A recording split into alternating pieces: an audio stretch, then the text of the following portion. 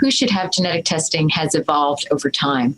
Certainly anyone who will use the information, but the main criteria have been younger women, so women diagnosed under 45, regardless of family history or other features. And that's true for triple negative, but also ER positive disease.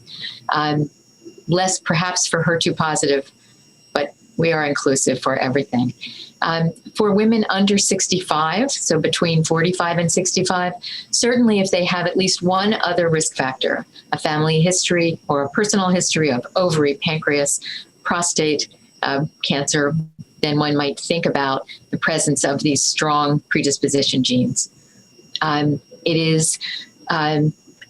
don't think it's required. There have been proposals to test all women under 60.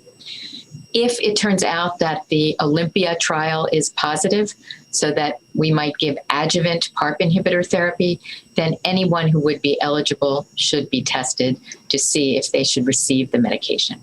So which genes to test for is a complicated discussion, and there is controversy. Some people think we should restrict ourselves to the strongest breast cancer predisposition genes like BRCA1 and 2 and PALB2, places where one might recommend bilateral mastectomies to manage contralateral risk, and certainly to think about drugs like PARP inhibitors. Other people feel that we should be more comprehensive and include genes that predispose to breast and other related conditions like ovarian, sometimes colon cancer, to make sure that, since we hope our patients will survive their breast cancer, that they will have we won't miss the chance to find other preventable disease, and always to benefit the families.